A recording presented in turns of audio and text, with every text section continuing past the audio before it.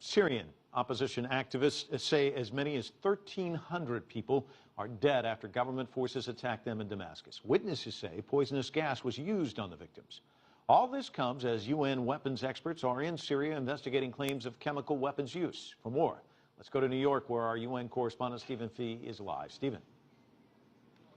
Well, Mike, that Security Council meeting ended just a few hours ago. It was prompted by a number of members of the Security Council, and it was done so behind closed doors. The 15 members were briefed by the Deputy Secretary General, that's Jan Eliasson. Now, of course, we're not privy to what goes on behind closed doors, but surprisingly, Eliasson went in front of reporters after those meetings wrapped, and he said that no matter the outcome of any investigation, this alleged chemical weapons attack could represent a serious escalation of hostilities. He called the situation very dramatic and said that the UN hopes that its weapons inspectors might be able to access the site. But he said that there were a number of roadblocks that could be in front of them, including the safety of the UN weapons inspectors, which has delayed the beginnings of this mission very long, but also the consent of the Syrian government. Let's not forget that these weapons inspectors are there at the invitation of Syria. So getting them to the site, even though it's about a 15-minute drive from the hotel where these weapons inspectors are staying, could be a bit of diplomatic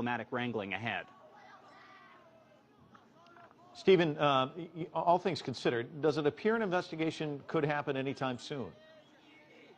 Well, as I said, there's some pretty significant roadblocks here. First, of course, the UN has to ensure the safety of its peacekeepers, and they won't proceed without it. And in some of the pictures that you've been showing, there is still fighting going on in this suburb of Damascus. So they'd be very reluctant to send this 20-person team in. And also remember that these inspectors are there on a previous mandate. They were there to inspect 3 separate sites in Syria, again, at the invitation of the Syrian government. They've only got 2 weeks to do so, although they can opt to extend it. And what's important here to remember also is that their mandate says that they want to discover if chemical weapons were used, but not who used them. And we got no indication today that even though the Secretary General supports an investigation proceeding, that mandate might not change. Stephen, let me ask you this. I've got a couple more questions. They always say the first casualty of war is the truth. And there are some people who say, you know, this is rather curious that this happens right as these inspectors get into Syria.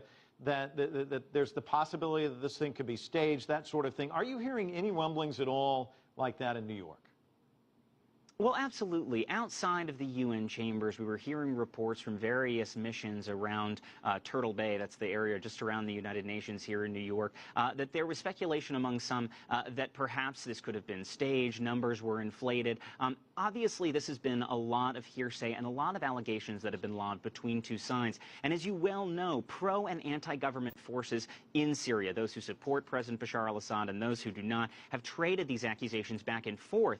And members of the Security Council that have taken different sides in this conflict have often reinterpreted some of the evidence that we're seeing come out of Syria in different ways. And in particular, you've seen this stalemate between the United States, which backs the rebels who are attempting to oust President Assad, and also Russia, who has been backing that regime. So you've seen pretty much a deadlock here. And one of the big issues with this weapons inspection, whether they're able to inspect those outskirts or not, is whether or not this investigation is just coming a little bit too late. And again, that mandate, if weapons were used, not who used them, means it's very hard to establish accountability. And that's what the UN Secretary General has repeatedly been calling for. But the way the mission is constructed right now, accountability doesn't really seem to be in the cards.